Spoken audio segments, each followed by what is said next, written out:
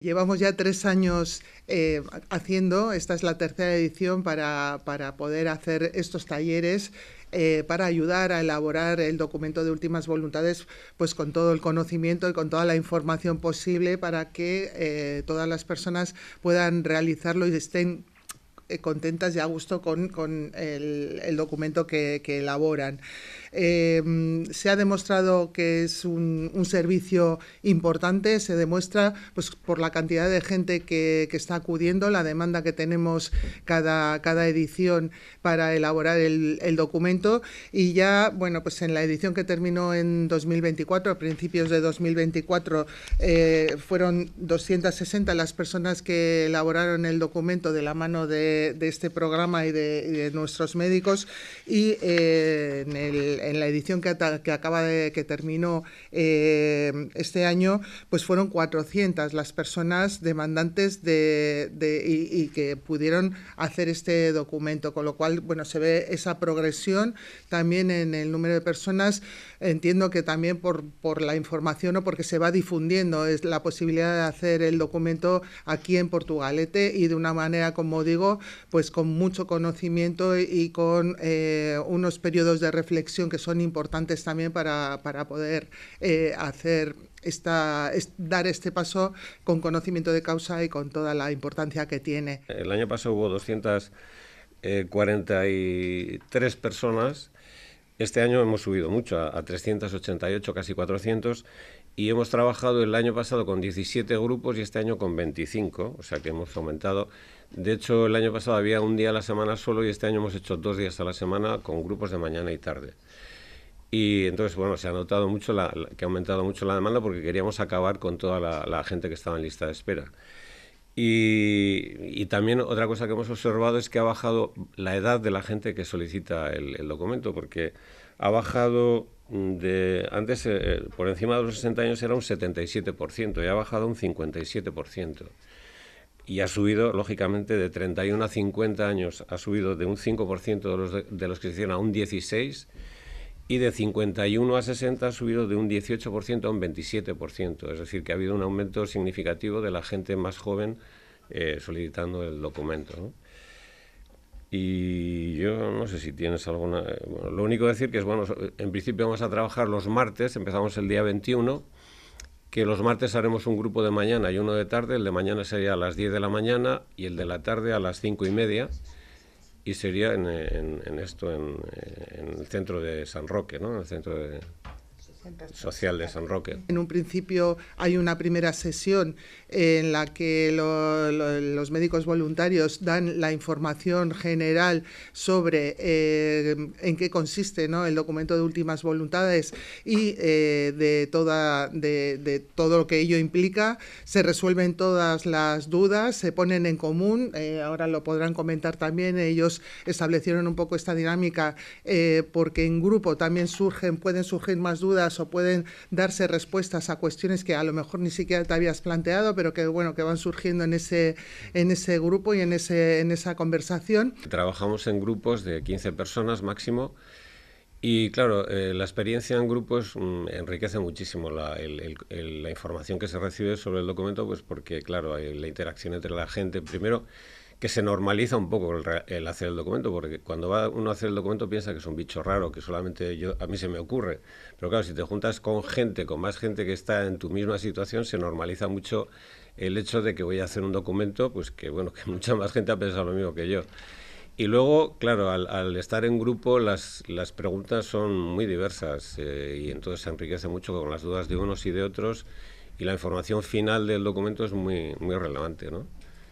Y bueno, luego además es curioso porque como es un tema que es un tema en cierto modo tabú en nuestra sociedad, el compartir con otra gente este tema, pues eso, que es un poco tan sensible,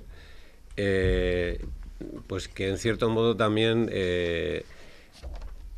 que se crea como un vínculo entre la gente que participa en los grupos. De hecho, Luego cuando se marcha la gente, cuando acaba la segunda sesión, digo, bueno, pues a ver si nos vemos otro día y tal, se crea como un vínculo entre toda la gente asistente, es muy curioso eso. Sí. Posteriormente se deja un periodo de una semana, 2 semanas para poder en otra sesión, en una segunda sesión, formalizar el documento con la firma, con los testigos y ya quedaría todo registrado, bueno, se registra con posterioridad y quedaría ya todo resuelto. Para poder participar en este programa tenemos que inscribirnos previamente.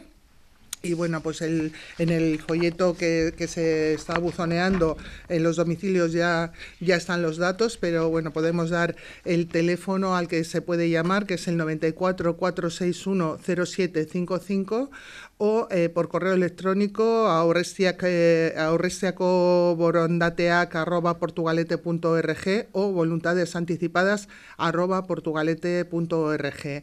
Y desde aquí, desde el área de servicios sociales, se reciben todas las demandas, se organizan los grupos y se facilita un poco pues toda la parte administrativa para organizar todo el desarrollo del programa. A partir de 18 años, cualquiera puede hacer su documento de voluntades anticipadas, que no es más que, bueno, dar el consentimiento de sus derechos, porque todas las personas adultas tenemos derecho a decidir con respecto a nuestra salud, y eso lo dejamos claro.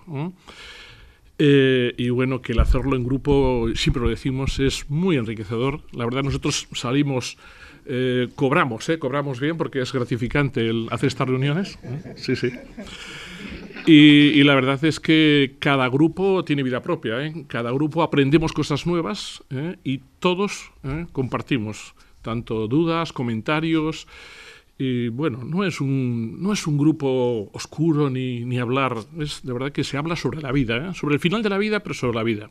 Ahora es importantísimo y fundamental a raíz de la eutanasia, porque antes eran cosas que incluso podías dejar en casa en un papelito o lo hablabas y ya estaba, ¿no? Pero con el tema de la eutanasia no hay tu tía. O has hecho el documento, pierdes la capacidad y has dejado dicho que en no sé qué circunstancias se aplique la eutanasia, pero si no has hecho el documento, aunque digas a la familia, hijo, a mí mi ama me suele decir, tiene 98, tú ya sabes, digo, mamá, no has hecho el documento. Si no has hecho el documento, no hay posibilidades de realizar la eutanasia si no lo has dejado por escrito. Esto es, yo creo que lo más importante y fundamental ahora mismo del documento. Aparte de todo lo demás, por supuesto. Un documento que decís que va evolucionando y exactamente en qué casos una persona puede solicitar la eutanasia en virtud de ese documento. Yo creo que el documento de voluntades anticipadas, donde es fundamental, es en dos situaciones que son el daño cerebral severo, es decir, estado de coma, estado vegetativo, etcétera. Una persona que esté en una situación de ese tipo, que tenga hecho el documento queda claro que cuando esa persona dice que si yo salgo de esa situación con unas secuelas que me van a impedir tener una vida digna, según lo que yo considero dignidad, que quiero que se active todo lo que en mi documento he dejado, que es decir, todas las cosas a las que rechazo, los tratamientos que rechazo y incluso si he solicitado la eutanasia, ¿no?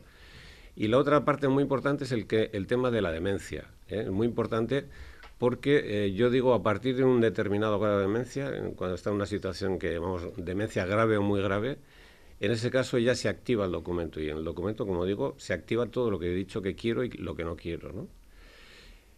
Consideramos que una demencia es grave o muy grave cuando esa persona cumple 3 criterios. Que ha perdido la capacidad para decidir, que esa persona ya no es autónoma, es decir, que necesita la ayuda exterior para poder sobrevivir, y además que esa persona no se parece a la persona, ha cambiado un cambio drástico en su personalidad. Cuando se cumplen esos 3 criterios, consideramos que esa persona tiene una demencia grave o muy grave, y en esa situación ya se activaría el documento. Solamente con estas 2 situaciones del daño cerebral y la demencia, el documento es fundamental. En las otras situaciones son cuando una persona tiene una enfermedad crónica y en el tramo final de esa enfermedad crónica pierde la capacidad para decidir. Pero esto suele ser situaciones que duran muy poco tiempo. Es decir, si tiene una persona un cáncer que poco a poco le va llevando hacia el final, el periodo en el que esa persona pierde la capacidad para decidir suele ser muy cortito. o si tienes una insuficiencia cardíaca, una insuficiencia renal, hepática, etcétera, el tramo final de esa enfermedad crónica suele ser cortito en el que tú pierdas la capacidad de decidir, porque el documento solo sirve para cuando tú has perdido tu capacidad para decidir de manera irreversible. Entonces, en esos casos tiene interés, pero no es tanto. Pero, sin embargo, en el caso del daño cerebral y la demencia es donde tiene una importancia fundamental el haber hecho el documento. Y el documento, aunque efectivamente sirve para cuando hemos perdido la capacidad de decidir, el mero hecho de hacerlo ya nos sirve tanto para reflexionar qué nos puede pasar en ese periodo final de día y qué me gustaría hacer. Además, tomamos decisiones ahora que no estamos vulnerables, estamos bien, ¿no? Pero es que además también, como solemos decir en las charlas, también sirve no solamente para el periodo final, sino también para la vida. Es decir, cuando somos conscientes de que nuestra vida es limitada, finita, pues hay que vivirla, hay que aprovecharla, ¿no? Entonces, bueno, el reflexionar y el hablar de ese tema sirve, aunque no lo utilicemos el documento. Porque, como decimos, mientras mantengamos la capacidad de decidir, el documento queda ahí en espera. Está hecho, pero... Y sin embargo hay personas que, o están con una demencia grave o muy grave, un familiar, o estaba recordando ahora a una persona que tiene a una hija que tuvo en su momento un cáncer cerebral que se le operó y está en unas condiciones pues que los padres ya quieren que descanse su hija. Sin embargo, no pueden hacer nada, porque ella no puede manifestar, no puede dar su consentimiento. Si tuviese un documento, sí, por ejemplo.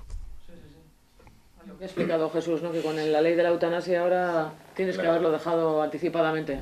Bueno, no, la eutanasia se puede solicitar verbalmente. Sí, pero si puedes, claro. Si puedes, no claro, puedes, eso en es. el caso de esa chica, pues no puedes solicitarla, sí. Exactamente. Así que ese documento es no solo para uno, sino para quienes nos rodean, ¿no? Para que sepan cómo gestionar, cómo actuar en ese Bueno, decimos que es un regalo para la familia, porque evitamos que tengan que tomar decisiones nuestros familiares, nuestros seres queridos, familiares, decisiones que no son fáciles a la hora final de la vida, como mantenernos con una sonda, una alimentación artificial, una persona ya en un coma permanente, un estado vegetativo, por ejemplo. Nosotros procedemos del mundo del duelo y entonces nos metimos en esto precisamente para prevenir las complicaciones del duelo, porque sabemos que un duelo con una persona que haya tenido una previsión de cómo quiere que sea su final, el entorno de sus seres queridos va a sufrir mucho menos.